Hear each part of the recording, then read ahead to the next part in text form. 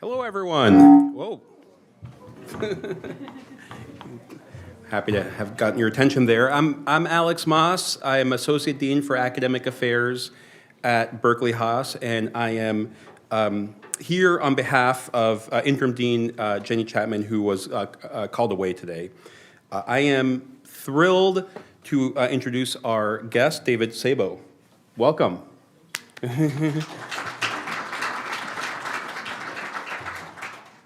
David has worked in innovation banking his whole career. In 2023, he founded innovation banking group at HSBC. I'm sure many of you have heard of them. They have a big footprint here in the area. Through his leadership at HSBC, they're growing their support and connection of founders and investors in the rapidly evolving technology, life sciences, and healthcare economies. These are all things that we do a lot of here at UC Berkeley. Prior to HSBC, David began his career at Canaccord Genuity and later joined Silicon Valley Bank. David ran the technology and healthcare business at SVB North America, where he integrated for 10 years, where he integrated internal operations, drove record business growth in their innovation portfolio. David holds degrees from Santa Clara University and the Tuck School of Business.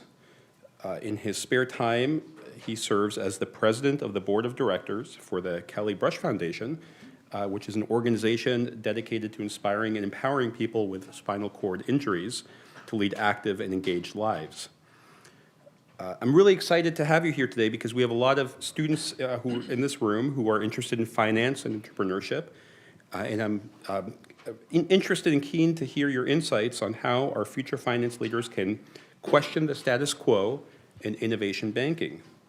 I will now turn it over to MBA students Olivia Halas-Diaz and Puneet Vyas, both who are excellent students of mine in past classes, who will lead today's discussion. Thank you.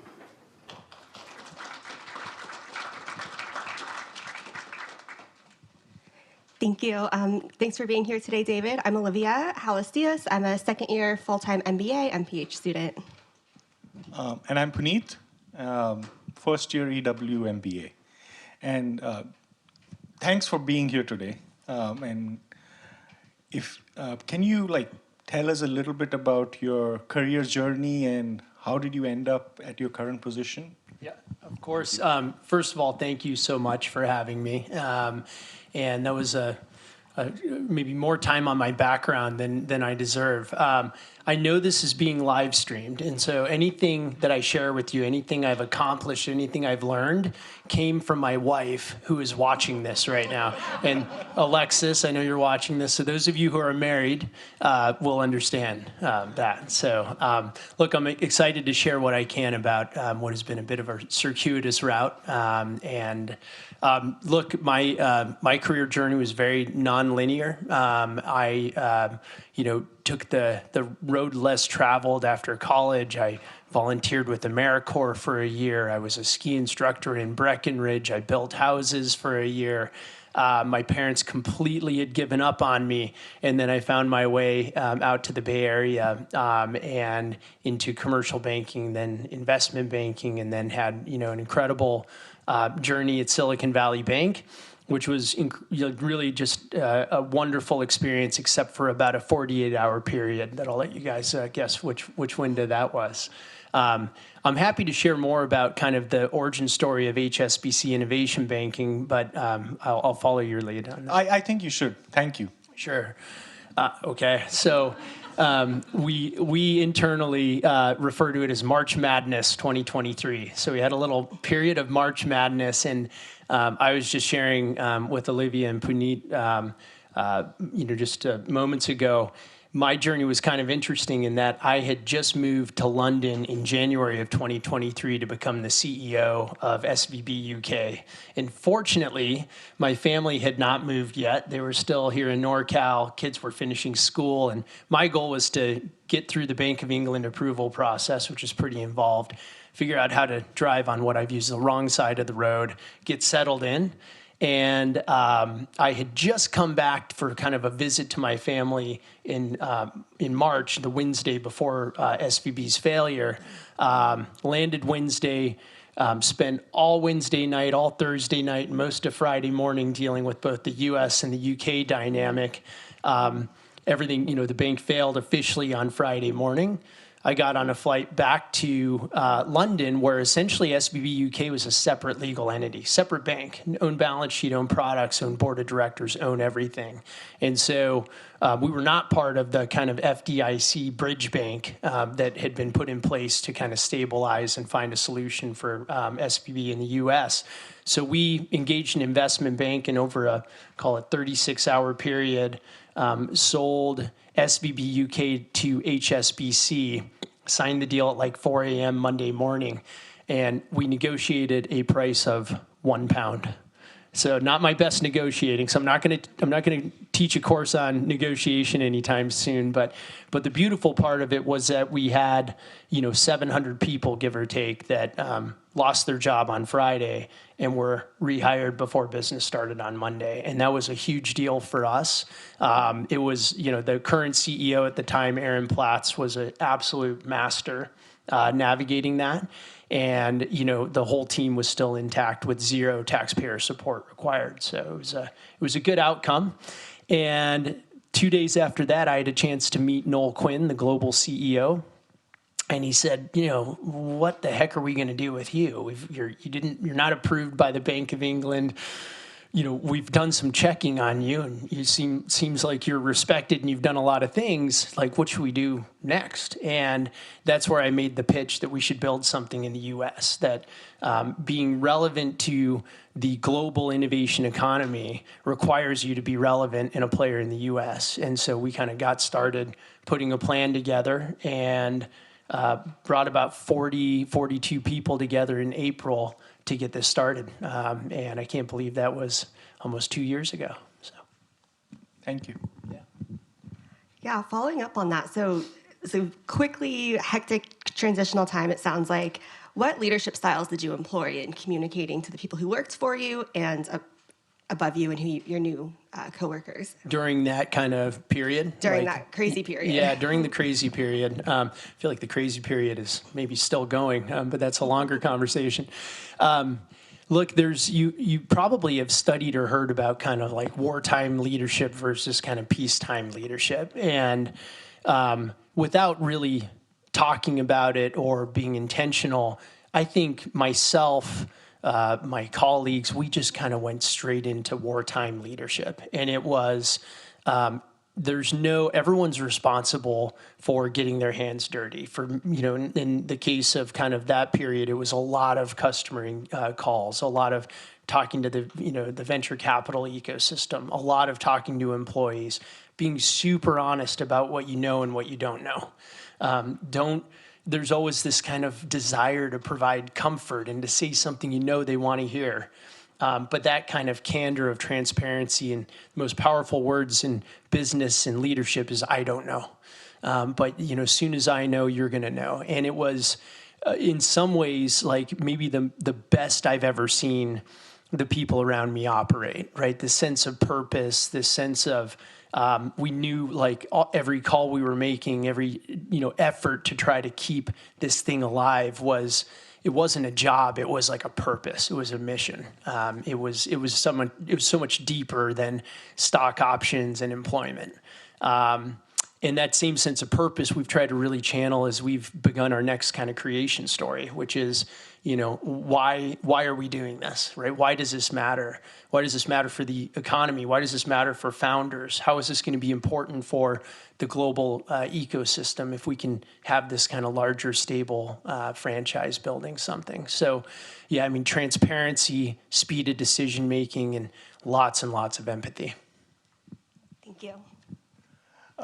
You touched upon this in the previously the meeting that you had with the group CEO and how you spoke to him about the relevance of being on the U.S. side. And even the name innovation banking was new. Mm-hmm. So can you tell us a little bit more about what is innovation banking from from the transition perspective after you joined HSBC, and also what are the strategies you're using in your current role to kind of move forward in this large financial institution? Sure. Yeah, I mean, innovation, Sarah, where she is, we were talking about this walking in here. It's like the most overused, least understood word, right? It's like, what is innovation, right? Maybe my socks qualify as innovation.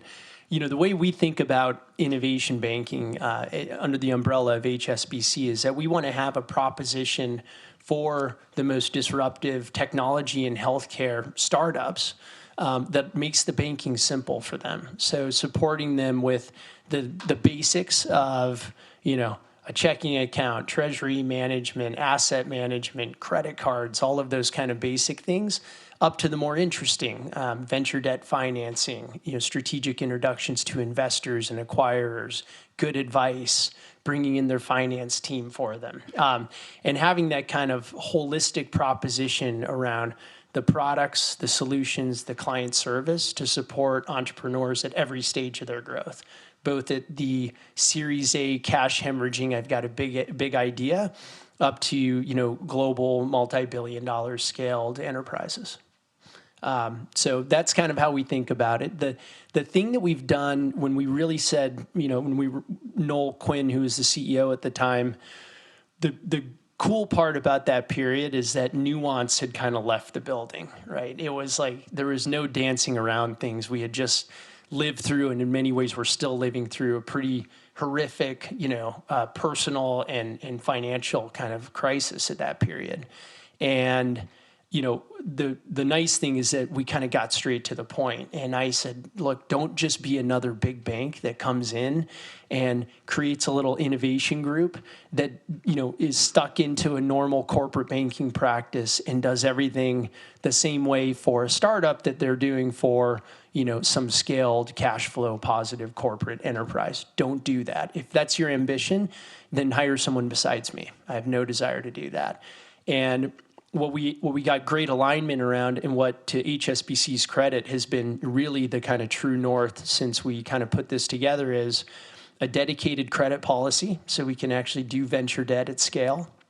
We've got a portfolio well north of $2 billion over the last 18 months.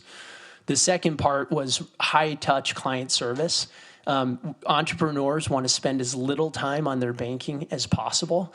I don't take that personally. I think that's us doing our job well. If we can actually make it as simple as possible, if we can give you a cell phone of someone you've met to solve whatever problem you have, that is super important, because these companies, and many of you who are working or building your companies, you don't have a big finance stack. You don't want to spend time on banking. And then the third part is this kind of go-to-market strategy. So having a sector-aligned coverage strategy that both is connected with the VCs of consequence, but also understands all the kind of pattern recognition across subsectors like, you know, molecular diagnostics, enterprise software, fintech, biotech, et cetera. And so those are kind of the three ring-fenced elements of innovation banking. And you know, I think the fact that we've really protected those three elements is why what we're building feels and looks and scales so differently from other efforts we've seen in the market. That was such an amazing answer, because now, honestly, for the first time, I understand actually why it was so good that HSBC is now doing what it's doing, because I know both the brands, and the global presence of HSBC banking is only going to help this ecosystem. So thank you for that answer. I felt like a very long answer, so I'm glad you liked it. Yeah, I think it's the great thing that I think happened and continues to happen at HSBC is they didn't kind of get into this business and say, we look at what we built, right? We're the 8th largest bank in the world. We know everything. You're going to do it our way because we've been so successful. It was the opposite of that approach, right? As our CEO literally was in Berkeley in a garage. Everyone talks about like meeting an entrepreneur. We literally went to a garage with our CEO, and he had to meet a founder who had just raised, I don't know, $30 million Series A. He sat at the dinner tables. He heard about the pain points. He was in the market. And I remember him at a board meeting saying, anything we thought we knew about this business was wrong. He's like, this is so different than anything we ever even thought we were getting into. And that humility and that openness for us to try and to say, like, look, you hired us because we do know this market. That's a powerful thing. And sometimes the larger a company gets and the more successful they are, the less willing they are to take that type of approach, to say like, oh, maybe this group actually has a different playbook we should be open to. Thank you. You mentioned scaling up venture debt financing. I'm wondering if you could talk a little bit more about that and the strategy behind debt financing versus equity. I think most of us here are more familiar with equity financing when it comes to venture capital. Yeah, for sure. So venture debt think about this as ultimately the ability to lend money to a cash hemorrhaging company. In some cases, we're actually lending money to companies that don't even have revenue. So like in the therapeutics space, you can be a multi-billion-dollar public company with exactly $0 of revenue. And so, how you actually, well, maybe before I talk about the how, it's the why. Why in God's name would someone lend money to a company that has no cash flow or maybe no prospects of cash flow down the road? And ultimately, the way I explain it to entrepreneurs and executives is, if we're not lowering your dilution as you're thinking about your financing journey, if we're not allowing you to get some cushion on the other side of a milestone, then we're not actually adding any value. And so the way to think about it, I'll use biotech as the simplest example. You're running a clinical trial. You're going to get the data for that clinical trial in September of 2025. You've done your cash flow forecast. You are literally out of money in October of 2025. You need to have some runway on the other side of that data, even if it's positive, so that you can negotiate the next round of equity. You can do it at an up round at a much higher valuation. You can maybe negotiate that licensing agreement with Pfizer or Merck or whoever it might be. And so venture debt is a non-dilutive instrument that allows you to have some cushion on the other side of those milestones. That's kind of the simplest use case. In some cases, venture-backed companies will just put something in place. They don't draw down on it, but it becomes a little bit of an insurance policy, if you will. It's there, and they'll use it if they need it around an acquisition, or maybe there's a big customer that churns out and, they need a little bit more cushion to recalibrate the business, to bring in new equity, to restructure things. I'm sure the logical question is, you're like, but don't you lose an obnoxious amount of money doing that? We do lose money from time to time. And part of, what we do and what we aspire to do around building the portfolio is having very granular exposures in those kind of bridge scenarios, so that making sure that, a single foot fault doesn't kind of sink the whole ship. The second part is warrants. And so as we're doing these kind of investor-dependent term loans, we'll actually take a tiny equity position. I think it's tiny. The VCs all think it's way too big. But call it anywhere between 15 to 50 basis points pro forma ownership in a company. And what we saw at Silicon Valley Bank, what we're going to see as we continue to build the business at HSBC, is that those warrant positions will more than offset the early stage losses in the business.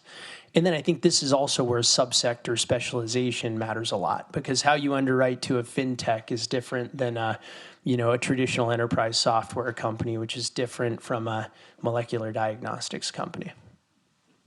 Thank you. So you sent us a report before our talk today, and it mentioned that the rate of innovation isn't equal across sectors.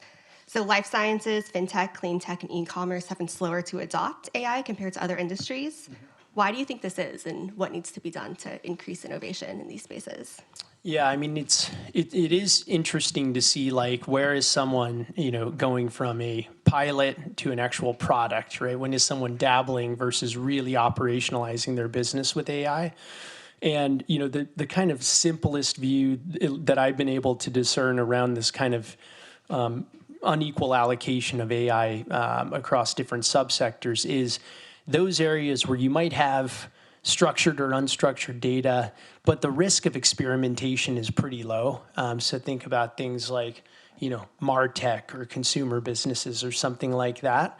I think there's just more openness to experimentation.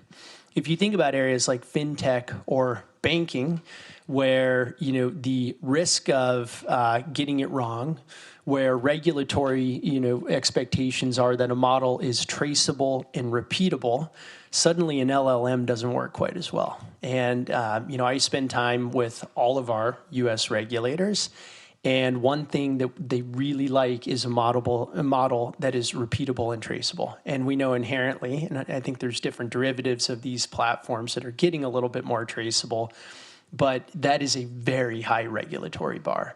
And the implications of us getting it wrong, like God forbid we had a credit decisioning engine that turned out to have some bias layered into the training set, that's a catastrophic mistake for us. And so in life sciences, right, if you're spending hundreds of millions of dollars enrolling a clinical trial based on what an AI model has identified as the right, kind of biomarker for enrollment, that is a high stakes game. And the implications of getting that wrong are catastrophic. So I do think AI will continue to eat the world. I do think it will be in banking. I think it'll be part of in silico drug development. I think it'll be everywhere. It'll just be a little slower in those industries. Thank you. So you spoke a lot about AI. And so there are a lot of companies which don't use AI.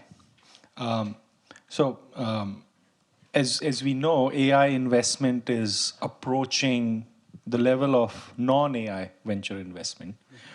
In your current role, how do you see this shift affecting the broader innovation economy? And what unique challenges does it create for founders seeking funding outside the AI space? Yeah, it's an area we're spending a lot of time on right now, and I'll use endpoint security as an example. Right, there are incredible companies that have developed scaled businesses around endpoint security, but they did that using kind of technologies or threats that have existed over the last 5 years. The reality is with AI, and we know that the leading adopters tend to be people with some nefarious intentions, hackers, people, kind of looking into, attacking different systems. That's creating an entire new wave of security threats. And the big question we're having is we're looking at lending to some of these kind of almost companies we were viewed as a foregone conclusion that they had durable enterprise value. Will they actually be able to evolve their platform to meet, the new, not just using AI, but all the new threats that are going to come from AI that we don't even know about yet? But, someone does. They just don't happen to work for a bank right now. And so that's kind of the biggest challenge around that. I do think, though, some people talk about AI as a sector, right? Like, oh, well, are you investing in AI?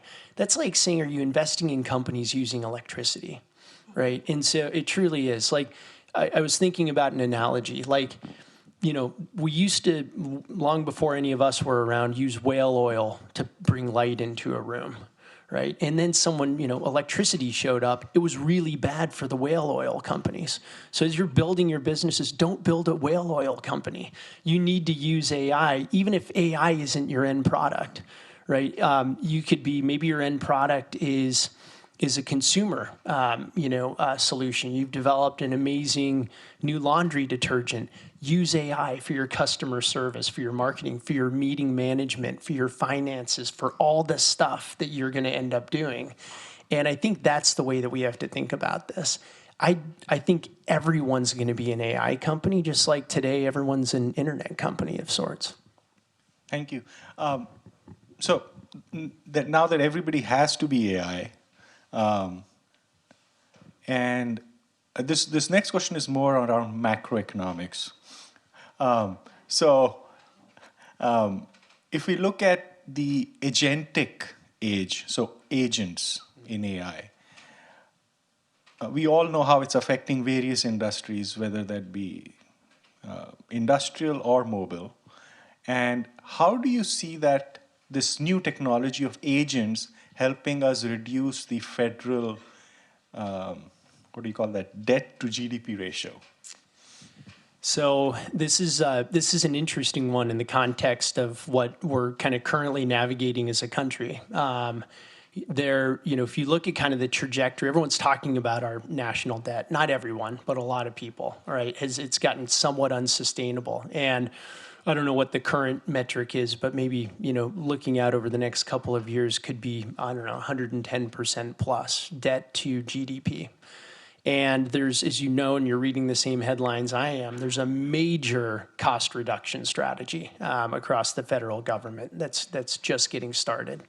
Our view is that, simply reducing costs, cutting some programs we don't think we're delivering, doing other, kind of cost-cutting measures, you'll never actually get it back even to one-to-one from a debt to GDP. And so the biggest kind of predictor of GDP growth is labor productivity.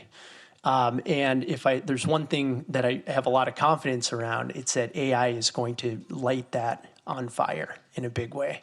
Labor productivity, the things that we're going to be able to do, the amount of code that we're going to be able to develop and innovate on, the amount of financial analysis that can be done, maybe even independent of a human, that's going to go through the roof. And we're just I always remind people, we're at the American Online or Netscape version of AI right now. I mean, this is the worst that it will ever be. And so there's a huge opportunity around labor productivity. And so the real question is, can we actually, mobilize our economy, our policies, our regulations around this technology with enough governance so we don't, implode or have any minimize unintended consequences, but enough flexibility that you can allow it to really turbo boost GDP. And that's, I think, the positive, optimistic scenario here would be that this wave of the agentic age of innovation becomes a catalyst for what could be $10 trillion of additional GDP growth over the next decade. Thank you. Thank you. On the topic of labor, many students here might be interested in pursuing innovation banking. What advice would you have for them? That's really why I came here. Actually, this is a recruiting exercise. Look, I mean, whether it's innovation banking, I know we were talking a lot about venture capital as well. And, I think there's nothing better. Well, one, you're going to have a great story to tell about your education because you're all at Haas. So you've got that box checked.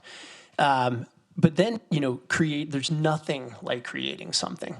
There's nothing harder or more meaningful than creating something. And I will not pretend that I'm, the Series A founder who put it all on the line and mortgaged their house to go build their company. But I do have a taste of what it's like to, put your reputation on the line, put a plan together, and then go for it. And it is the most fulfilling, the most you'll ever learn is by doing that.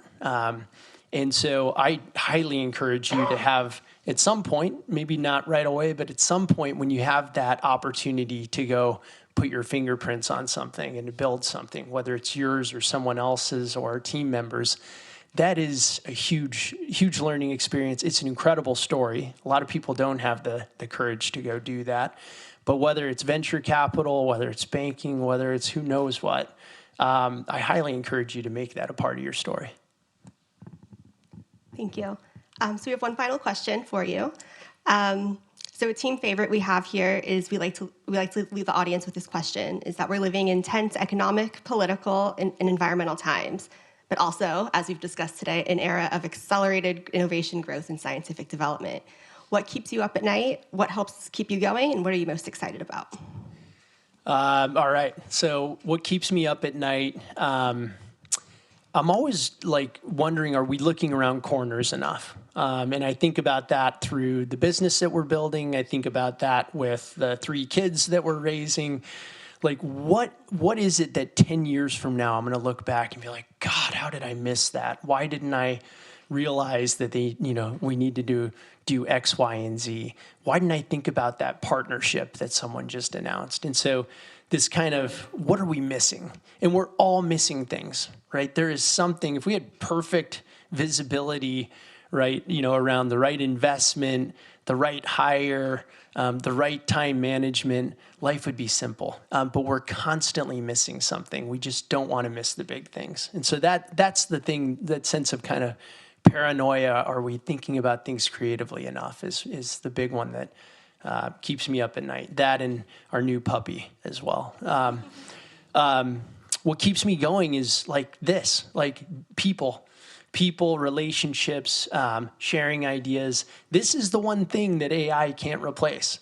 We are a tribal species. We learn from being present with one another. We learn from asking one another questions. We emulate one another.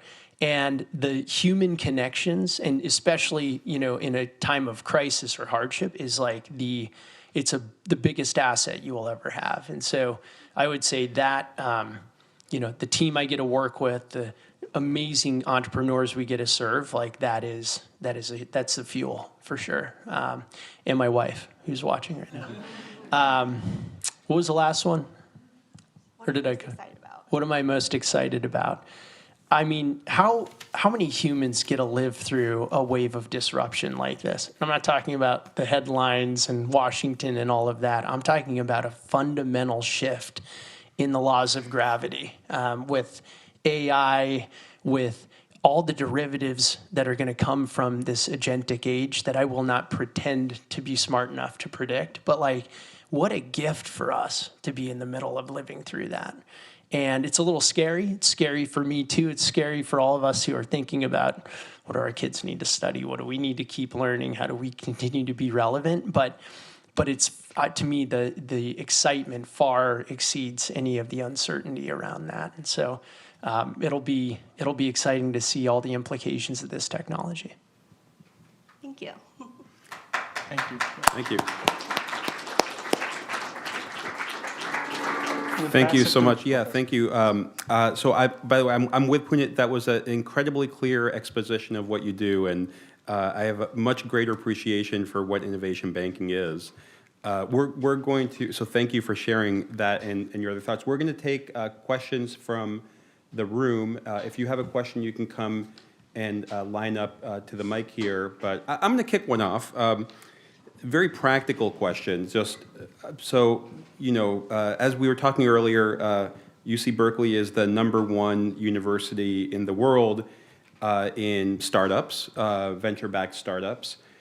We might have some current founders or future founders in this room. So how do they know when you're the right person to call? Like, they maybe think I'm too small. I don't need this. Like, when does that happen?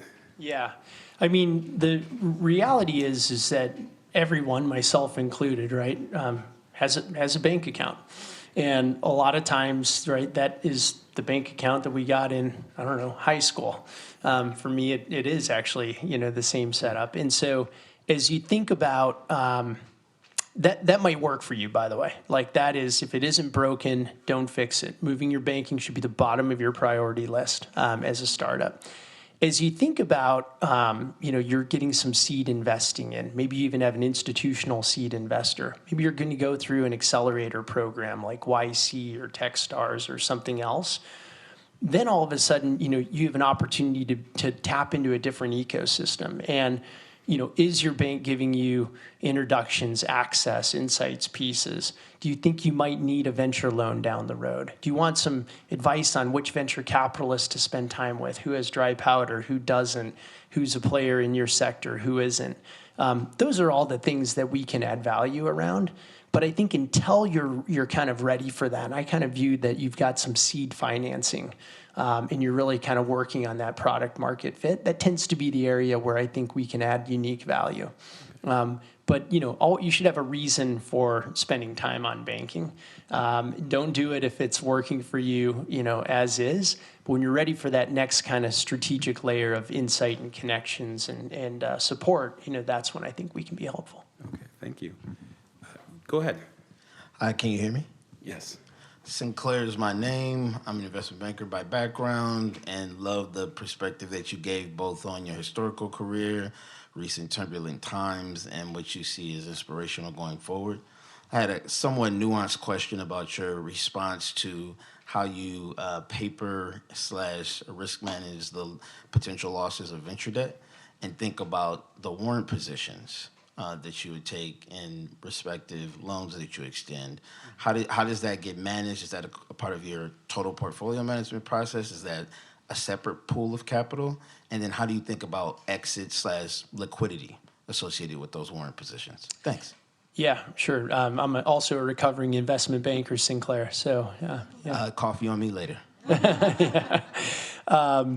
Yeah, so the warrants are structured, as options essentially, right? So they're a cashless exercise instrument, and they're really built in such a way that it's upon a change of control or a liquidity event that those can be exercised. We don't and wouldn't sell those on a secondary market.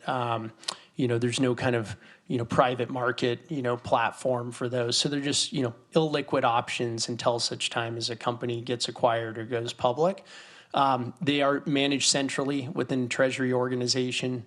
As you can imagine, given where we sit, we have a lot of material non-public information. You do not want me trading public stock on a warrant, given the projections, the insights we have on these companies.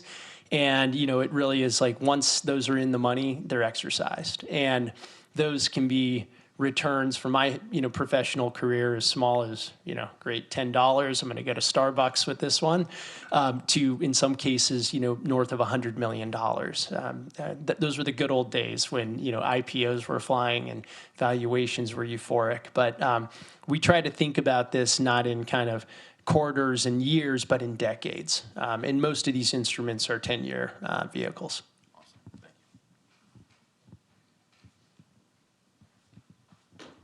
Hi, my name is Yuki, and I have two questions. First of all, I'm a commercial banker previously in Japan and the US, so I was curious about how to differentiate the, services and products with other competitors, in a venture innovation finance field. And another thing is recent changes in the banking or fintech field. I'm so curious about it. So, what was the second question again? I just want to make sure. The second question is about recent changes surrounding the banking or fintech area. Yeah. So you're right. How do you differentiate, with traditional commercial banking? Everyone's selling money. Services tend to be pretty similar. I think the real differentiation has to be, what are you doing beyond banking, right? Can you be a connector to global sources of capital? Can you bring kind of large strategics in to meet with kind of early stage disruptors? Client service shouldn't be a differentiator. Unfortunately, it still is, because as we saw with the kind of March Madness period, no matter how great the digital platform was, you wanted to talk to someone, and you wanted to make sure that they were available to you. So I think those are the areas. The real differentiation is actually the value beyond banking. In addition to, unique financing instruments, like venture debt still is a fairly specialized vehicle that a lot of banks, don't participate in. So. And then in terms of kind of the evolving landscape around kind of banks and I think fintechs you were asking about as well, my read is that fintechs will always move radically faster than banks. And it's just not realistic to think that the best technologists in the world want to work at a bank. They actually want to go build a fintech. They want to raise venture capital. They want to do something that puts the banks out of business. And so I'm a huge believer that partnership strategy, and in some cases acquisition strategy, is the future for all banks, including HSBC. Thank you very much. Hey Dave, my name is Krush. I actually worked at SVB and still work at SVB. Been doing it for the last 5 years. So thank you for the leadership, and it was great to actually be under your leadership org when at SVB. And I'm actually doing fintech partnerships. So great question to queue up. But my question is more for this change in the administration that we're seeing. how does that impact the innovation economy? Or like, what are the benefits and maybe some of the cons, whether it's, with crypto or regulation? Like, I'm just curious to get a read of what your thoughts are about the future.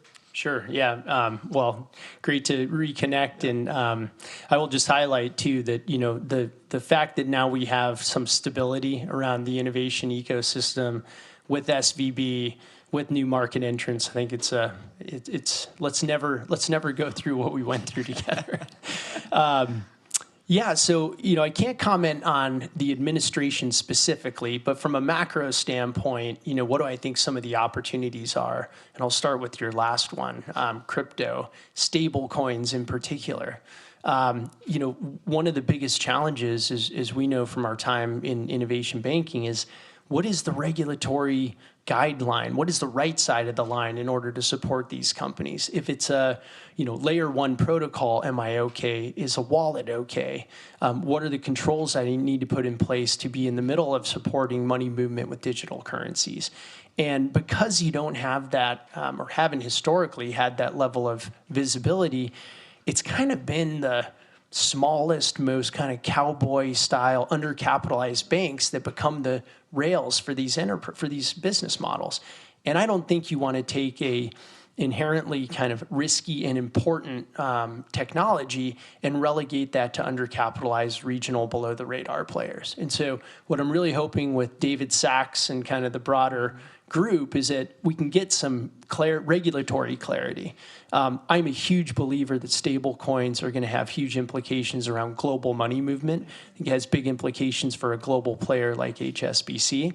And I'm excited for us to get a little bit more visibility so we can start, supporting some of those companies. Was there another? No, that was. If there's other areas too, like regulation, right, or maybe the repealing of regulation. Yeah, I know there's a lot of hope around that from an M&A standpoint, but I think that remains to be seen. As we know, hope is not a strategy, but it is the first time, I think, maybe in the history, right, of the U.S. that we've had such a proliferation of VC and private equity running the country. I guess we'll find out if that was a good idea. Thank you. Appreciate it. Hey, David, thank you so much. I really enjoyed the conversation. My question was, what are the limits to venture finance growing in what are the factors that are limiting the growth? Because from a founder's perspective, seems a really good option, but is it from the underwriting side, or is it even from the founder's perspective that it's limiting it? Yeah, so it's actually really linked to what's happening in the venture capital ecosystem. And so, as you never want to, don't solve a equity problem with a debt return.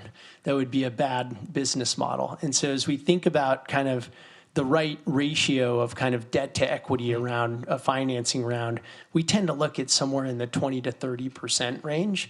A lot of that depends on what is the milestone that you're hoping to achieve? Is it a revenue number? Is it a customer contract? Is it some development milestone around your technology? So really understanding what is that milestone, what is the capital position on the other side of it. Those are kind of the ways that we think about it. We try to make sure we're totally transparent too with founders.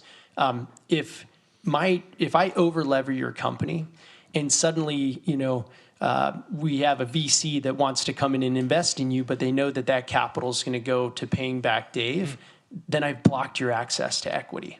And so we have to make sure that we kind of size our instrument the right way so that under a variety of downside scenarios, I don't block your ability to raise that next round of capital, to pivot the idea, to recapitalize whatever it is that you need to do. The big problem with the venture capital market right now is the total lack of distributions. And I think, what did I see a stat that there's $2.3 trillion of private invested dollars tied up in 750 unicorns. So you've got $4 trillion private capital that's unexited right now. And we have to get some exit events and some distributions in order for the market to keep humming, so that founders can still get new equity. And I think that we have to, essentially undo the sins of 2020 and 2021 from a valuation standpoint and do exactly what Reddit did. Reddit priced at a 50% discount to their last private valuation. And I don't know, now it's a 20 or $30 billion market cap. So we need some board members to take more medicine like that, and get these companies public and drive aftermarket performance. Thank you very much, Chair.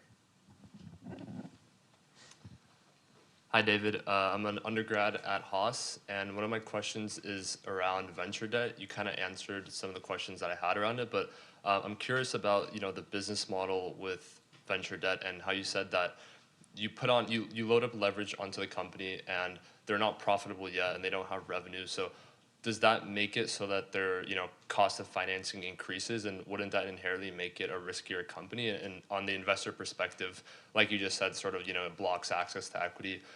What is sort of the risk and return sort of trade-off that they have to analyze before taking on that debt from you? Yeah, I mean, it's a good question. And I think there's a lot of entrepreneurs that don't ask that question. I think it can block access to equity if you've over-levered a company. So, if I am in a deal discussion and everyone's telling me about how they know the technology is going to work, that the product market fit is going to work, that the clinical trial is going to be positive, I stop the conversation. I'm like, that's a great equity discussion. Our job is to say that the trial fails, they lose a customer, the development takes longer. What does our debt look like under that scenario? And so that's a lot of kind of understanding valuations, understanding kind of the subsector dynamics, and making sure we kind of right size it to that. What was the first part of your question related to this? I want to make sure I think it was around when you're leveraging the company, what is the risk and return from your perspective? Oh, yeah. What is the return Cost that of you're capital. getting? Right, yeah. Yeah. I mean, debt should always be cheaper than your equity cost of capital. Right. And especially when yes, the repayment source for this debt is either a sale of the assets or your next round of equity financing. And so looking at what is the dilution you can prevent based on extending your equity financing by 6 or 12 months. If you think about your business and maybe it's a 5x revenue multiple on a software company, in 6 to 12 months, how much more revenue can you apply against that 5x? And what is your dilution savings, and how does that compare against kind of the cost of the debt? My read, especially in the current market where these deals tend to be anywhere from, call it prime +1 to prime +4, depending on the size and the structure of the deal. That's always going to be cheaper than your cost of equity if it isn't something horrible has happened. And then I have another follow-up question around multiples and valuation. So I'm particularly interested in cybersecurity, and I read the statistic where 90% of cybersecurity M&A deals go undisclosed. From your perspective, understanding the value of the company and trying to leverage it, how do you look at the landscape and get information? Because that's something that I'm also asking, investment bankers and people that are also in the industry. From your perspective, how do you look at that? Yeah, I mean, what's interesting about cybersecurity, and we have a group in Tel Aviv. We've got about 30 innovation bankers in Tel Aviv. They have a huge proliferation of cybersecurity companies. We have a lot of U.S. investors that are spending time in Israel, which tends to have an incredible reputation around cybersecurity. What we've seen is that there can be really capital efficient businesses there, where instead of, I think I saw there were 20 companies in the last couple of years that have raised over $2 billion of venture capital.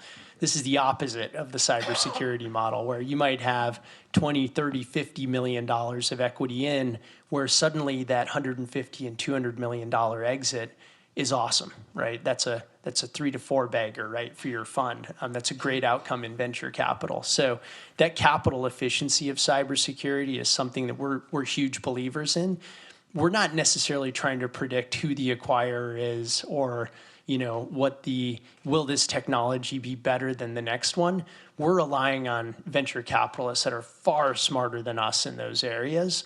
But they're VCs that we've worked with for 10 years. They're people we know well. They're people that they might have invested in SentinelOne or CrowdStrike or some of those other category leaders. And we really kind of rely on kind of their diligence and their investment thesis around that. Okay, thank you so much. Appreciate it. Hi, thank you for coming. I'm an undergrad studying econ and data science. And I had a question about the types of sectors you invest in. Is there anything you avoid? Like you mentioned biotech, but it's known for being like particularly risky. You know, it's funny, biotech is risky, but I also joke that biotech companies are like cockroaches. They're so hard to kill. They really are. I mean, my favorite story is Medivation, which I'd be shocked if anyone in this room knew about Medivation. They were running clinical trials in Russia around Alzheimer's. It was a penny stock company. Medivation was sold to Pfizer for $14 billion, right? It had so many ups and downs and in-betweens. And so biotech inherently is lots of iterations, lots of, hey, you know, we missed the clinical endpoint, but we saw a signal with this patient population. I'm a huge believer that actually, whether it's through AI, more sophisticated diagnostics, that we'll actually start to see better clinical trial enrollment, better stratification of disease that leads to better therapeutic outcomes and faster drug development. So, you know, that's an area that actually I'm super excited about. I think the areas that are harder for us is areas where there's regulatory uncertainty. So things like crypto wallets, areas where we might have exposure to a company, but we don't know who the end recipient is of their payment. We do not want to be in a headline that inadvertently we financed either an OFAC-sanctioned entity or a terrorist organization. And so those areas that have the most kind of murky regulatory landscape, those are going to be very, very tough for us. Other than that, I expect our portfolio to largely mirror the distribution of venture capital dollars. So as we see climate tech or fintech or software, you know, our portfolio should reflect the relative weightings of those from a VC dollar deployment standpoint. Thank you. I have one more question for you, if we have a second. Sure. In your intro, you mentioned you were an AmeriCorps member at one point. I also did AmeriCorps for my first job out of undergrad. I'm wondering if you could tell us more about that experience and anything that you've taken from that and still think about now. Yeah, that was maybe one of the better life choices I ever made. I'll give you a quick answer, but I was interviewing at Accenture, which was Andersen Consulting at the time. I'm showing my age. And I remember my last interview in San Francisco, this poor human was exhausted and stressed and looked miserable. And I remember asking him, I'm like, are you okay? And he's like, yeah, we do a lot of overtime here at Andersen Consulting. And I left that, and I was far less mature than the individuals in this room, and I knew I was not ready to go sell my soul to consulting. And so I'd applied for the Jesuit Volunteer Corps, and I just told myself if I got placed in Alaska, I would go do it. And sure enough, I ended up in Juneau, Alaska. And I, of course, couldn't escape finance because I ended up running a eviction prevention revolving loan program at a homeless shelter, and loved it. And I learned, I met some brilliant people. I learned a lot about the circumstances that can lead to poverty, and just was exposed to something that, you know, I've been so blessed not to have to experience that directly. And yeah, it gave me just a different appreciation and perspective. The unintended consequence of that is that while I was interviewing for investment banking positions and everything else, I just had a very different story to tell than the typical candidate. So I'm like parents' worst nightmare when they ask me to talk to their kids around what to do, and I'm like, take the path less traveled. You know, some people depends how you're wired. Some people really like a conveyor belt of predictability. Clearly, you know, I'm wired a little differently, and I like, you know, to kind of knock on different doors and see what opportunities might exist. But if you're that way, like, definitely encourage, you know, to you know, get off the typical path and explore some different parts of the human experience. So, Thank you. Really appreciate that. Well, I think that's a good way to end today's discussion. Thank you so much for coming. This has been incredibly informative, and we really appreciate it. Thanks so much for the opportunity. Okay.